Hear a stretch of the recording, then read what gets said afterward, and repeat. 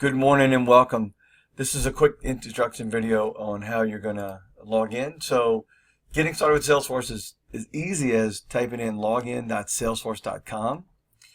Currently your username is Dan at level10now.com, but we're going to change that. Dan's got the password for you. Once you log in, I've got you set up for the Lightning experience. Now we're still in the setup mode, so you can go through this little tutorial, but I highly recommend you just close the window. A couple things I want to do. I want to show you around Salesforce as we get started. So the first thing you notice is you've got a little logo up at the top. It's the Lightning experience. Next to that is the Search Salesforce, and you've already got some recent items because I've been in here looking around. I'm going to show you a few things. This is the global search. It searches all of Salesforce, so all your data is all in one place now, so you can search for it. When you find things that are your favorites, you can add them. You can do a quick create. Right from here, you can go to the setup menu. When you get notifications of different activities and alerts, there'll be a little notification bar there. And then next to that is your little face, and I want to show you that when you click on the little face, Jennifer, you can add your picture and whatnot. You won't see these other things, but you will.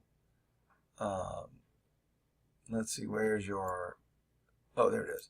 I have my little face. My face was in front of it. So one thing I want to show you is that you can switch to Salesforce Classic. I don't know if you've ever used Salesforce before, but there's two ways to see it: Classic and Lightning. Classic is the older view. Lightning represents the newer experience that Salesforce is promoting, and it works the same, but it looks different. So there's a little side panel on the side. You can create new items here. You can go to your contacts, your accounts. Your tabs are here. Items, recent items will be here. List views, we'll talk about that in a second. You have different applications which don't really mean anything to you now, but when you click on your name, you can go back to the Lightning experience. And I know I'm going too fast, but this is a recording, so I know you can go backwards and check it out. So quick tour of the screen. Again, close this out for now. You're at the home screen. There's basic information. Stuff will pop up here. This is your, we'll look at what this is. It really doesn't mean a lot right now because it's all just garbage data. It's all standard data. The news is actually a news feed based on the contacts you have in your system. Upcoming events, tasks are actually going to feed from your calendar and your tasks, which is here. You got the task view and your calendar view. Recent records are things you've looked at. Now, these are things I've looked at. And any top deals when you start working deals. The other thing is, just like there was a little blue button that said sales, and I clicked it, this is the same thing where, if you notice, the number of tabs is now going to change dramatically. You'll notice there's only a few tabs up here at the top. Let me go back to normal size, and you can see that it looks very similar. Same, all the data, because the data is the same. It's just limiting the number of tabs you can see based on your job. Now, I think you're going to probably spend your time in sales, but if it's too many tabs, we can customize that if you want. But again, it just gives you a different access to all of your data. A couple things quickly. There's a chatter feed. Chatter is like Facebook for Salesforce. We'll talk about it later. There's accounts, and the default for all of these tabs is your recently viewed records. The little drop down here is a list view, which would then say, show me all accounts, which happens to be the only one. If I click on contacts, same thing, recently viewed versus all contacts, my contacts. And then leads is where you're going to spend your time initially. Leads tab is, you're always going to be defaulted to recently viewed in the Lightning experience. If you want to see all of your address book that we imported, it's going to be under all leads. You can sort by column heading. And then as you go into a lead record, there's a status of the leads, right? So if it's unqualified and it's or new, really determines whether or not you've contacted this lead or made an attempt to contact. If you haven't done anything, it'll just stay as new because that's your bulk of 3,516 leads or 3,515 leads that we imported from your address book minus duplicates. So each lead record has a header. It's got leads are focused on your activities to make a connection and convert the lead. It's got a chatter feed. We'll talk more about chatter feed, but this is where you want to put your notes for the lead for the most part because that will be really what you're focused on with leads is what you're going to do next to get in touch with them, qualify them, and then convert them to the status of account contact. So which really we want to separate leads from really prospects. So think of leads as suspects, and then once converted, they're a prospect.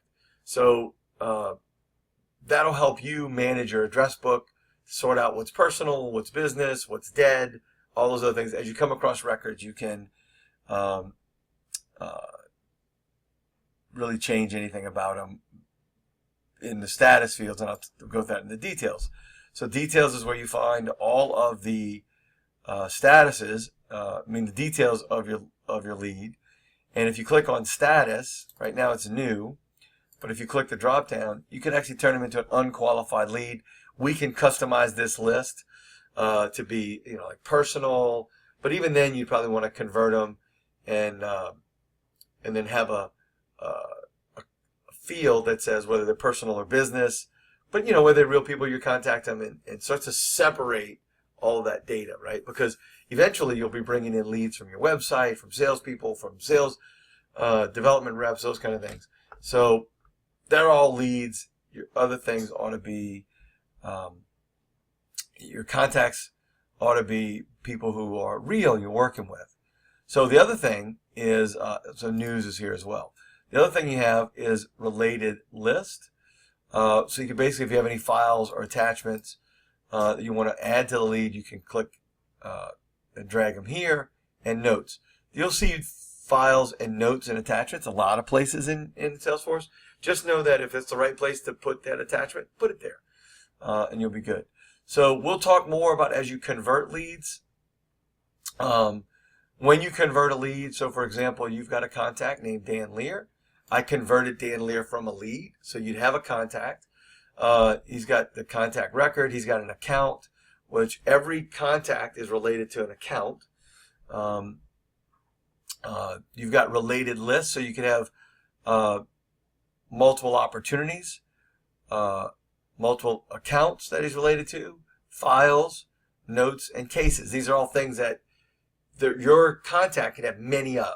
You have many opportunities they're associated with, many accounts they're associated with, files that you're associated with them, notes, and cases. Cases are problems you're having with your customers.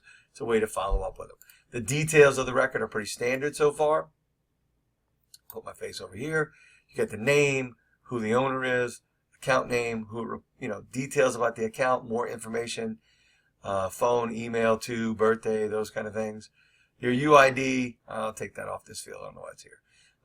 That's from your old address book. Mailing address. You also got Google Maps or Google Search. If you want to just really search anything about Dan Lear, you do a quick Google search. There he is, Las Vegas motivational speaker, #1 in Las Vegas. Lots of images, those kind of things. Came right from Salesforce, and the quick links out the bottom. There's also an activity tab. Notice you had an activity tab and a chatter tab in a different spot for the leads. Now with a contact, it's on the right column where you can log a call, which is a past activity. You can create a new task, a new event, or send an email to the, we will send,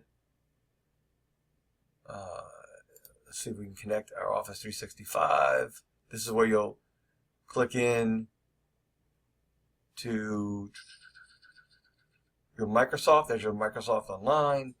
whichever account you're using as your main account, we'll get that set up. You can get that set up. So let me know how it goes.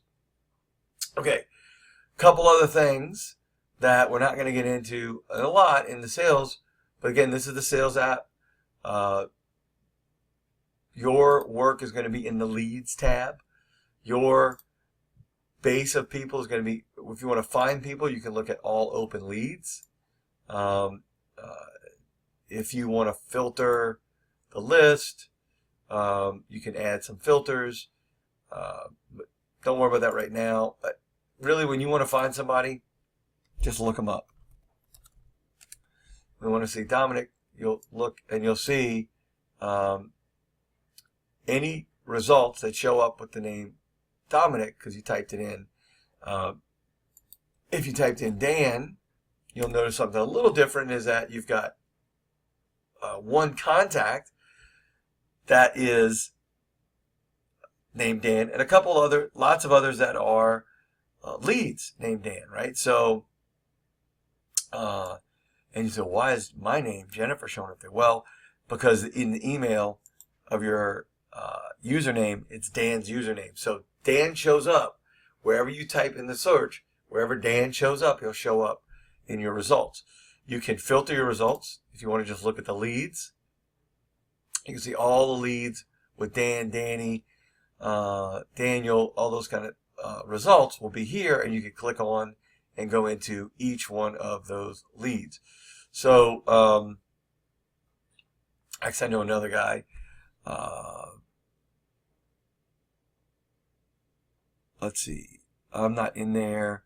I drew a blank. Dan's friend. How about Doug Grady? Doug.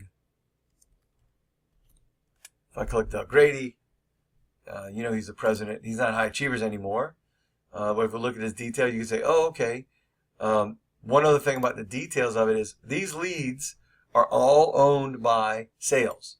So it's a queue. I created a queue, so all the leads don't belong to you, only the ones that you want to keep. So just the first thing you want to do with a lead is when you make contact with them, if you want to work them, to keep them out of the fray, you're just going to type in, you're the only person in the organization, but if you typed in Jennifer, you see that Jennifer pops up.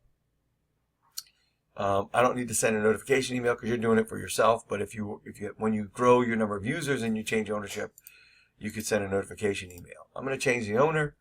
So the only difference is now you own the lead. And so when you go to your leads list and you want to see your unconverted leads, so these are leads that haven't been converted. So Doug is still a lead. You haven't made contact to know if you're really going to do business with them or if they're a friend and you want to convert them. You can do that. So you can click. Now, other thing you notice is there's a status. You can see unread. Once you open a lead, it now goes to red automatically. So leads will be in a couple statuses. There's a new status when we look at a lead, and you can change that status from new to say working just by clicking on marking that stage complete. If you you want to say, you had something that happened, you had a call, really you just reviewed. You can add your notes to any of that, to what happened. This is where you basically create your activity notes on whatever happened. And it's related to the lead. And you say, need to update record. Right? You could do that. I could save it. You could also notice that under the details page, there is also that Google search, right? So if you wanted to search Doug to update it,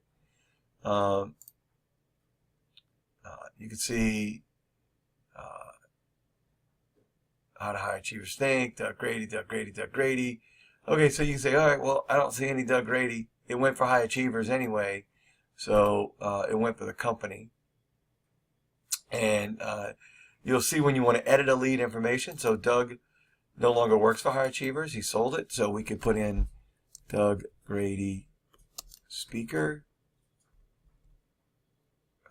as his birthday is June I'm drawing a blank. I think it's June 19th or 20th. I think so. Click save. Any other information should be right. And now when I go look for Doug, it's going to look for Doug Grady Speaker. And it's going to be Doug Grady Speaker showing up here in the search results. So it's going to look by that company name for the address, the news, or the search. Again, you've got other detailed information. If you don't use any of this information, you can collapse it. And it's a sticky selection, so it will remember. It being Salesforce will remember. You know, these are standards. It'll remember so that when you come back, it'll stay open. It'll stay open or closed however you left it. Let's go back to statuses. So you got a pretty much status of new. You got another, which is where I imported all the leads to be new, but they're all unqualified as the global status. So you basically want to go from every lead is unqualified until it's converted, or it stays unqualified, right? And you can actually change it to unqualified, and then that will make it so if it's no longer new and still unqualified, it means you made it that way. I imported all the leads as new so that you have a clear definition. Also made the owner sales so that you know you haven't touched them yet. And that way, you know, if you're working a lead, then you can, if that's the current status, then that gives you a way to filter leads, all the leads you're working, and I'll show you how to do that next. So over here, we've got a thing called a list view. We're going to create a new list view, and we'll call it my working. This is where you're in the qualification process, right? And the next thing we need to do is say, well, this is all your leads, and then we want to add a filter, which is the status, the lead status equals, my face is in there, and I'm going to choose working, and then that allows me to filter my leads based on who's working. Of course, it's still there. It's my working leads. It's still an unconverted lead, but the difference is some you're working, some you're not. So it creates a shorter list for you to see, because you might only want to talk to all the leads you're working right now because you know that some of them are close. You want to make a decision. Plus, you shouldn't be working a whole bunch of leads at a time. This helps you filter so you can focus. Again, just a quick tour, how to update records. If you want to add a lead, you just simply create, click on the plus sign, create a new lead. If you want to create a new contact, you'll also need to create the associated account. And if you want to add new contacts directly as contacts, that's totally cool too. All right, that's the quick and dirty 15-minute training on Salesforce. I will invite you to take the Salesforce challenge for 21 days to use Salesforce as a productivity tool. And but just for now, just go to your leads. Oh, the other little thing, the little carrot, you got you can create a new lead from here. You have recent records that you've seen and recent lists. So if you're always working your unconverted leads, then that'll go back to that list view. If you want your working leads, then again, you can flip between all open leads, really easy, so big list, slightly smaller list, and much smaller list. Of course, you're not working that many leads. So anyway, enjoy your Salesforce, and we'll get back to doing some more training later. This is a quick 19-minute introduction.